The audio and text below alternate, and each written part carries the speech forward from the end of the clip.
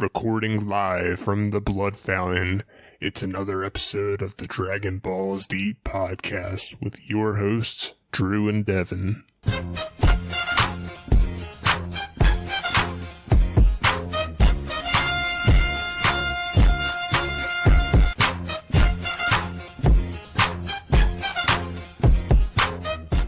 Hello, and welcome to the one and only Dragon Ball podcast in the entire world, where we cover each and every episode and teach you everything there is to know about the Dragon Ball universe. Thank you for joining us today for what will surely be another amazing knowledge and fact-filled show. How was that?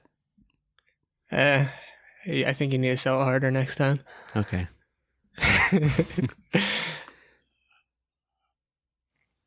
It's the Dragon Ball's Deep podcast. Back again. No corrections department for me. Yeah, me either, I think. No. We know our shit and everybody's going to be completely happy with our knowledge. For sure. For sure. Wait, there was something I wanted to ask before I started the show. Where is it?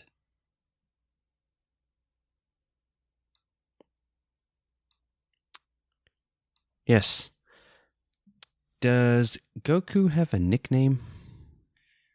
Does he have a nickname? To my I'm gonna say knowledge, no. he does not.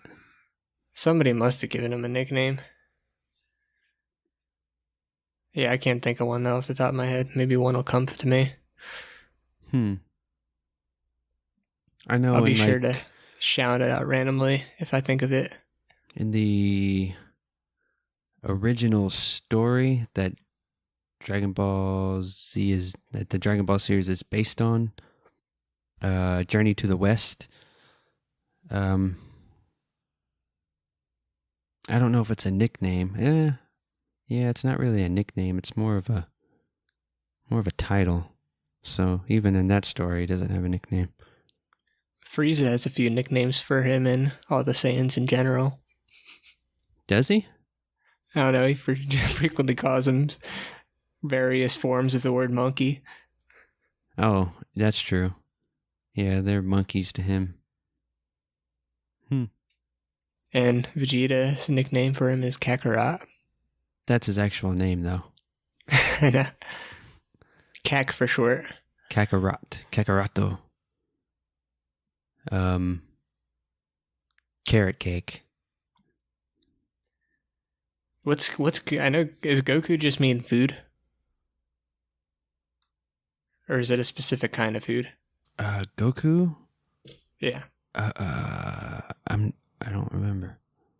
Look it up. Let us know while I start this show. If it's that important to you.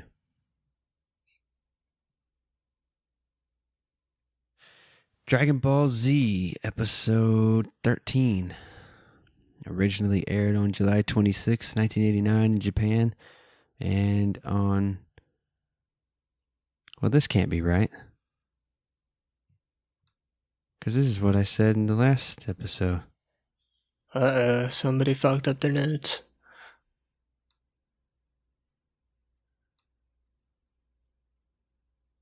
Huh.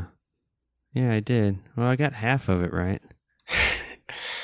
July 26, 1989, Japan. We'll leave this one for the corrections department. So, wait. The last episode aired on November 1st, so I'm guessing this one aired on November 8th? That'd be a good, safe assumption. Okay, so we'll just say it aired on November 8th, 1996 in the U.S., and nobody needs to look that up because I'm right. The show begins with Mr. Narrator introducing us to a strange place. We see Goku awake now after being hit in the head and knocked out. A voice off screen says, "That's what you get for trying to steal King Yemma's fruit." We then see that the voice belongs to a large blue guy with a horn on his head and a tank top that says hell on it, or HFIL if you're watching a different version. Goku tries to get the blue guy to let him have just one piece of fruit off the tree. Then we are introduced to a giant red guy with 2 horns on his head and wearing glasses. This guy looks more like the little skinny blue guys we see working around King Yemma's office, only he's big and red. They look like they work in the high school gym of hell. Yeah, I suppose. Their outfits are a little ridiculous. Yeah, they're very like old school. They're getting ready to play some Gym, like- dodgeball. Yeah. It kind of reminds me of the 2 guys from the old Saturday Night Live. Which guys? The 2 like bodybuilders. I don't remember. This is like, I guess probably like early 90s. I think Kevin Nealon, played one. Maybe Dana Carvey played another. They have like fake muscles on them. Those are both 2 pretty scrawny guys. Yeah, they had like sweatpants and shirts on, but like fake muscles underneath. Nice. It was the pump you up guys. Oh, okay. The red guy informs us that the blue guy's name is Gaz. Goku, still suffering from head injury, introduces himself and says that he ran there to retrieve training and wants to know which of the 2 is King Kai. Well, Goku, you heard the red guy call the other Gaz, so that would only mean that the red guy is King Kai. And the red guy must be... Well, no. I'd say the red guy's Larry King. Why? He looks like Larry King. Because he has glasses on? Yeah, the shape of his face. Just have him like hunched over a desk. Yeah. They both say that they are not King Kai, and they ask Goku if he has any idea where he is. They explain that this is the land below the clouds, the land of no return. It's also where they live. They inform Goku that once somebody comes here, there's no going back. Goku. Yeah, and I was just gonna say in the subs, they call the place that they're in the 3rd Street of the 1st District of Hell. Yeah, it seems like I read that on like the Dragon Ball wiki or whatever, how there's like different areas and sectors of hell. Yeah. Goku realizes that he must have fallen off Snake Way. Imagine if Goku never found a way out and was actually stuck down here. Yeah, that would definitely change up the series a bit. Yeah, the series would pretty much like end right here. Unless you wanted to follow Vegeta and Nappa. Yeah, I'd be down for that. Yeah. Back on Earth, Launch is at the bottom of Korin's tower, trying to figure out how to climb it. We see Krillin, Yamcha, Tien, and Chaozu making their way up Korin's tower. Tien tells Chaozu to shut the hell up. Back at the bottom of Korin's tower, we see Launch digging through Bora's teepee. Bora arrives and is all dat ass, but then asks Launch what she's doing. Launch says she needs to find a ladder to climb up Korin's tower. Yeah, and the dubs makes a little more sense, or in the subs, she's looking for like an airplane capsule or something. Yeah. Like, I thought ladder was a little ridiculous. Yeah, Like, because she's gonna need a ladder to heaven. Not only is she psycho, but she's also dumb. Ladder to heaven. That's funny. Cue Alan Jackson. Where were you when they built that ladder to heaven? What's the next part? It's like, where were you when they ran out of stuff to build the ladder to heaven? Oh man, it's been too long since I've seen that. It's a good episode though.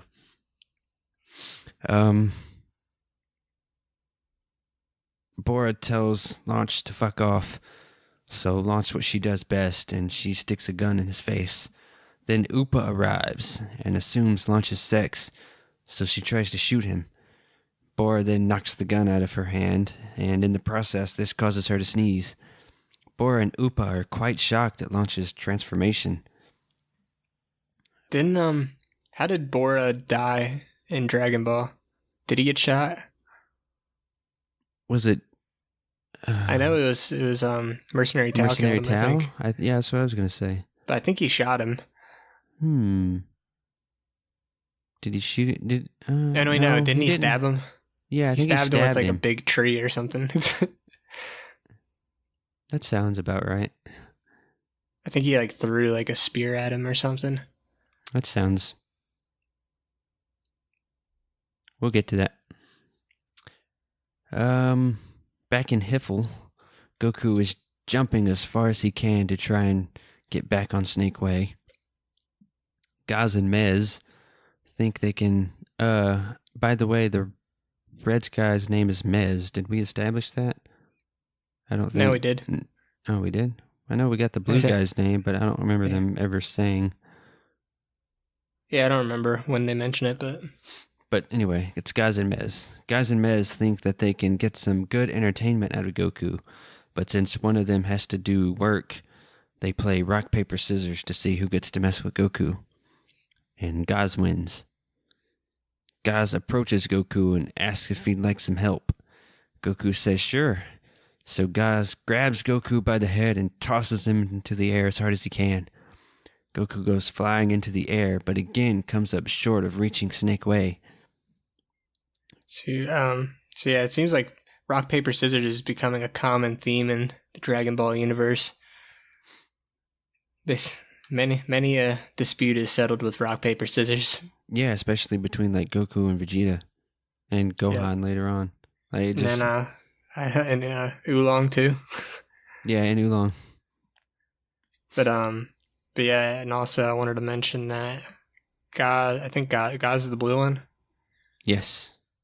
Yeah, he mentions that it's been 1,500 years since the last time they had a person, or a flesh and blood person. So I guess someone with a body he's referring to. I guess it would have to be somebody falling off Snake Way. So I wonder who that guy was 1,500 years ago. King Yemma. If it was Yemma. anybody we know. Yeah. But and also I have a question. What kind of paperwork do you think they're doing in HFIL? Probably like a lot of like spreadsheets or something. Spreadsheets.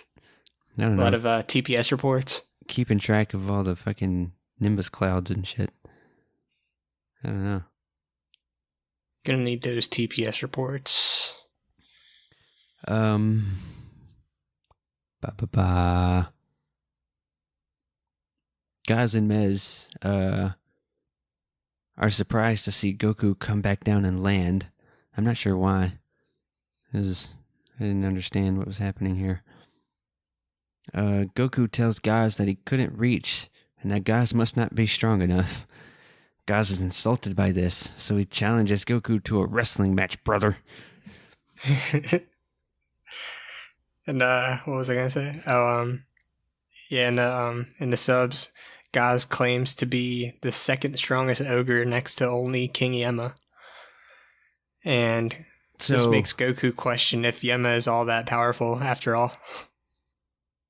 Oh, interesting. Yeah, then we learn in this episode that they're all ogres. Yep. That would explain the horns. Or horn, in Gaz's case. Yeah. He's a unicorn. A uni-ogre. Uni-ogre. Gaz tells Goku that if he wins the match, he can use his special flying machine and use it to reach Snake Way.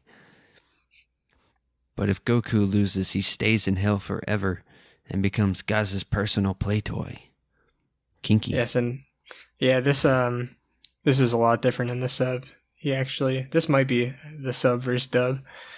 So you just said what he said in the dub, and in the sub he says, if you can beat me in a contest, I'll give you a chance to get back on the Serpentine Road with the jump device we keep just in case.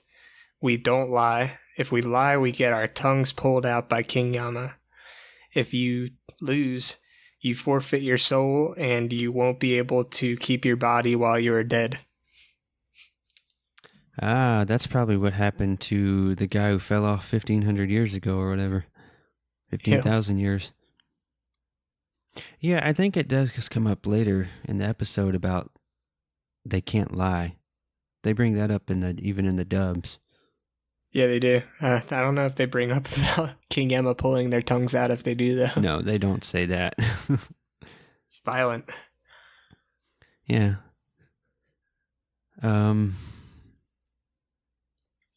Gaz tells Goku to meet him by the blood fountain in a half hour. He says the rules are there are no rules. Goku, clearly not understanding anything, says that this is fair. So, 30 minutes have passed. Gaz has drawn out a big circle on the ground and says the first one over the line loses. So, by wrestling, he meant sumo. Why didn't he just say that? Well, I think it's implied in Japan. Well, I guess you would think. I guess they have other forms of wrestling in Japan, too. Professional wrestling is very popular in Japan, so... Is there a lot of crossover between sumo and professional wrestling? I wouldn't say crossover, no. I'd say more of a crossover between sumo and MMA. But even that would be kind of rare. Yeah. Gaz and Goku square off. Gaz jumps the gun and rushes Goku, almost knocking him out of the circle. But Goku manages to stop Gaz dead in his tracks. Goku asks if it's his turn, and when Gaz says yes, Goku shoves him and almost knocks him out. Gaz is taken back by Goku's strength and wants to know how he did it. Goku then shows off his never-before-seen sumo techniques as he creates a large blast of wind and knocks Gaz out of bounds. Goku wins. So now Goku gets to use the special flying machine, which is just a giant wooden board teetering on a big rock.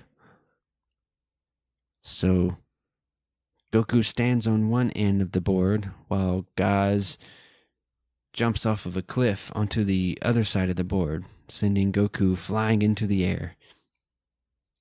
Goku almost makes it, but loses momentum right at the edge of the clouds. So he fires a Kamehameha wave down towards the ground for an extra boost. This actually works, as he does reach Snake Way, but he hits his head on the bottom of it. I'm confused. Does he lose his ability to fly while he's in HFIL? I don't know. That's a good question. Maybe he doesn't have the energy to fly. He has the energy to shoot jump. Gigantic Kamehameha waves, though. And that, I don't know. I never thought about that. Chalk it up to anime. This fucking show. I wonder what gravity in hell is like. Probably not any different than what Goku's used to. Well, I mean, it changes so dramatically from Snake Way to King Kai's planet. I know, King Kai's planet's strong, but I don't know. Earth and Snake Way and Hell kind of seem to be similar, at least. Because that would explain a little bit why he's not flying, but... Well, he's jumping into the air, so... Yeah. I don't know. Maybe there's something preventing him from flying. It doesn't... Who knows? Goku comes crashing down and lands in Blood Fountain. Or what do they call it? Pond of Blood? The Pond of Blood. We then see Mez, who is doing a soul call. Get it? Like a roll call, but for souls. Ooh, clever. Grown. These souls don't look bad or evil or anything. They seem pretty nice to me. Like they're all wearing hats and backpacks and stuff. They're all souls that just chose the wrong religion. Probably. They didn't choose the Mormon faith. We see 2 buses. So I guess the souls are going on a trip. But never mind, they're going hiking up Mount Needle. Mount Needle, that sounds like it's good on the feet. It sounds like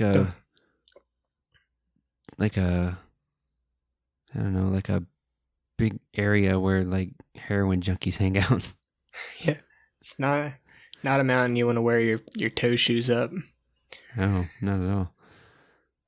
Mez then notices Goku still jumping up in the air trying to reach Snake Way. He manages to actually make it by jumping alone, but again hits his head on the bottom. Goku confronts Gaz about him saying that there was a way to get through the clouds. Gaz says there is a way, and that Goku would be through already if it weren't for his problem. Goku wants to know what he means by problem, so Gaz tells him that his head is too soft. Goku is not impressed. Mez then informs Goku that if he wants back on Snake Way, that he's the ogre that can help him. I feel like Goku's head is anything but soft. No, it's one Kind of of like like- has been like one of his best weapons throughout the series. Yeah, I'd say Goku's head is like one of like the hardest materials in the Dragon Ball universe. Yeah, next to that block that breaks the Z sword. Yep, right next to the block. So yeah, here's where in the dub at least that we learned that they're ogres. I've never heard of stories of ogres in hell, but whatever. Maybe it's a Japanese thing. Yeah, maybe.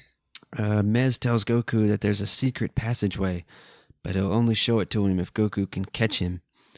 Goku agrees, saying, sure, if that's it. Mez then informs Goku that he just so happens to be the fastest ogre in the land. Back on Earth, we see our old pal Gohan, who is playing with a saber-toothed tiger. I believe this is the same tiger that we've seen throughout the series now. The tiger is chasing him as Gohan collects what looks like nuts and berries, although it doesn't look like the tiger is chasing him by choice. Also, This is the first tiger actually from this is the episode 1. tiger from episode 1 that stole Gohan's then- hat. And then there was another tiger that looked different. Yes, that when the beginning of Gohan's training. Maybe they're from the same pride. Perhaps. The tiger collapses out of exhaustion and refuses to chase Gohan anymore. That is until Gohan taunts him with something. I'm not sure what you call it. Like a plant. fern. Some kind of plant. Some catnip. Yeah, it's catnip. It works. And again, the chase is on. Back in HFIL, Goku and Mez prepare for their race. Mez reminds him that if he doesn't catch him, he's stuck in HFIL for good. Gaz has the honors of starting the race. He bangs on a large gong and the race begins. Mez jumps down off of a cliff into a sea of blue smoke, while Goku just stands there and watches. Goku then jumps down and goes after Mez. Gaz says that no one has ever caught Mez except for King Yemma. What hasn't King Yemma done? Yeah, I don't know. Okay. King Yemma seems to be a legend. Right? It's like that high school football star. I'm going to make this a running joke from now on. Like, every time somebody does something like that's really cool or significant in the show, I'll just be like, man, King Yemma probably already did it. Yeah. It's like the Simpsons. Simpsons did it. Goku is caught up to Mez, but Mez says he's done with the warm-up and starts running even faster. Goku then comes flying out of nowhere in front of Mez in an attempt to catch up, but just misses him. How did he do this? I know it's Goku, but even this seems a little... What, how he caught up? Like, he's running behind Mez, and then, like, a few seconds later, he comes flying in front of him, like, towards him. And, like, even for Goku, this seemed a little out of place. And then, I just noticed now that Improbable. Goku apparently can fly. in HFIL, so I don't know why he was trying to jump before. Maybe he mentioned about to I guess Maz about getting through the clouds. I guess I guess when he's flying, he doesn't have enough power. I don't know. Oh, okay. Yeah, maybe he gets more velocity when he's jumping. Yeah, I don't know. Mez decides to take a break on Needle Mountain. Mount Needle, dude. But he then sees Goku hovering above him. So, see, I guess he's flying here too. Also, why is Goku just sitting there? Why doesn't he grab him? Mez had no idea Goku was there until Goku started laughing and gave away his position. So, Goku kind of deserves to lose if he's going to do shit like this. Yeah. Also, I guess this isn't really a race, because there doesn't really seem to be any kind of like time limit or finish. You're just running just to run. I guess it's like what was the whole point? Was it actual a race, or was it just Goku had to catch up to him? Goku has to catch him, but they referred to it as like a race. I don't know. I guess it's like how Gaz said, the only rule is there are no rules. We then see that Hell has an amusement park, a roller coaster, a Ferris wheel, some other things. And this part, for me anyway, was just really stupid. Yeah, this is like the epitome of how ridiculous Hell is in Dragon Ball. Like Mez is on one of the carts on the roller coaster, and Goku is on the cart behind him as if he's still chasing him. So, I mean, why didn't Goku just wait at the end of the roller coaster? Like, it makes me like think, like when they're in the writer's room, like coming up with this episode, like I guess some idiot just says, "Oh, then we can have him run by an amusement park." Like, who okays that? Yeah. I don't remember, it's been a while, but I don't remember like this in the manga. Yeah. At least this particular part. It's way too cheesy for my tastes. Yeah. Now Goku and Mez are on go-karts and actually wrote down, fuck this. Mez talks in this part, but his mouth doesn't move.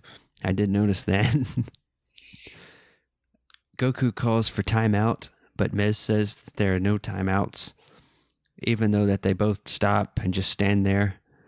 It's kind of the same thing, really. Goku says they should each have a piece of fruit from King Yemma's fruit tree. Mez says absolutely not. He says that just one piece of fruit will double a man's strength and keep him full for 3 months. We then see Goku running towards the tree with Mez chasing after him. Yeah, I see what's going on here. Not bad, Goku. Goku's plan works, and while he's being chased by Mez, he turns around and jumps on him. So he caught him. Goku wins. Makes you think this is a big missed opportunity from Goku. He could have got that King Yemma fruit and harvested some of those seeds, grown his own tree on Earth. Maybe it's... This thing seemed way more legit than sensu beans. Maybe it's seedless fruit. Well... I think it's that Monsanto fruit. Yeah, but can the fruit, like, repair, like, damage or, you know... Like the way a sensu bean can? Like, you remember... Like, Gohan I guess they serve different purposes. Gohan was practically dead, and the sensu bean brought him back. Not dead, but... So maybe the Yemma fruit's more of like your pre-workout. I think the Yemma fruit's more of just like a... You want to take that like before you go into battle, and then senzu you want it after? Yeah, something like that. That makes sense. But the double strength, can you imagine eating one of those things after it going like Super Saiyan 3? Yeah. Or eat a bunch of them. Why not? Eat one of those and one of those fruit from the Dead Zone tree. Yeah. That's where Brazilians get their strength from. Yemma fruits. Yemma fruit. Not acai. I wonder if Yemma fruit is on the USADA list. Should be, if it's not. I remember having a discussion, I forget where, about if a sensu bean would be considered a PED. Yeah, it sounds like a conversation we'd have. I wonder if there's a way to test for sensu beans. If there is, they haven't figured it out because Yoel Romero's still on the fight. I think he ate the whole Yemma tree. Yeah. Where am I? Goku then asks Mez where the secret passage is. Mez acts like he doesn't know what Goku is talking about, but Goku says that he better be careful because if he lies, King Yemma will be very unhappy. Actually, it's a good thing you brought that up because I have here in my notes, I wrote, like, why? Isn't this hell? Isn't the Dragon, in the Dragon Ball universe, lying is so bad that it's beneath even hell? But apparently, it's crazy. Apparently it is because you can't lie in hell. But in the dub, they don't make word of this. So Mez gives in and he shows Goku the secret passageway. Goku says, "See you later," and thanks them for the fruit as he eats a piece of King Yemma's fruit that he took. Yep, and then he travels up a literal stairway to heaven. Yeah, we then see Goku running through a dark, mysterious stairway. At least they say it's a stairway, but we don't actually see stairs. We just see, like, it looks like stars, like space. I thought there was stairs. No, you can see stairs. Oh, you can? Yeah, if you maybe you need to adjust your brightness or contrast. No, I don't remember seeing stairs. I remember seeing, like, what looked like stars. Yeah, there's like dark blue stairs and like on a black background, so they're kind of hard to see. It's maybe why. Goku gets to an opening that turns out to be a drawer in King Yemma's desk. King Yemma is slightly confused by this, but doesn't think much of it as Goku gets back on Snake Way. Although he has to start all the way over. What a fuck up. And... is that like that Dark Souls game over? Yeah, really. No checkpoints. Mr. Narrator comes in to remind us of the two Saiyans. And that's episode 13. It was, boom. Not a bad episode. Definitely filler. Yeah, it's filler, and I just think it was just a big missed opportunity for the franchise. Like, you had this cool opportunity to, like, I mean, this is the first real big, like, detailed glimpse of hell we get, and it turns out to be just this silly place with amusement parks and these goofy ogres, yeah. And, like, they could have done something really cool with this, like, gave Goku some good battles with some crazy, fierce opponents, and they just really dropped the ball. Yeah, it wasn't. I was not impressed by hell. It wasn't much difference than anywhere else in Otherworld, except it's just two ogres and a bunch of souls, as opposed to well, we do see it heaven actually. Do we? Yeah, we see it in the Boo Saga. It's not. I guess we do. It's not much different, except people kind of get to keep their bodies. Yeah. But they don't have legs. Yeah, it was weird. Yeah, it was weird. There's a lot of weird choices in this series. Yeah, and then we see, well, that's super spoiler, but we see Frieza's hell. Where he's Frieza's cocoon hell in a tree with stuffed animals. That's the most interesting version of hell throughout the series.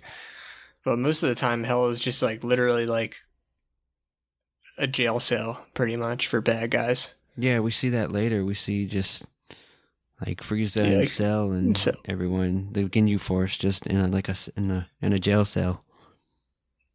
Although I do want to say, I don't remember, but I think in GT, when Piccolo is in hell, it's a lot darker. There's a bunch which is weird. Like, that's really how it should be. Yeah. Like how it was in GT. Yeah. But anyway, or even like make it like what was the place that Kami goes to? Oh yeah. That's how I imagine like hell should be in Dragon Ball. Yeah. The Dark World or whatever. I don't know. Something like that. Yeah, that's actually, well, no, that's not coming up anytime soon. That's after Namek even. But we'll get to that. That's all I got. Yeah, me too. Well, let's wrap this up. Follow us on Twitter. Let us know all the stuff that we got right, because it's all right. And check out our sites and everything. Everything is in the description down below. And as always, tune in next time for another exciting episode of the Dragon Balls Deep Podcast.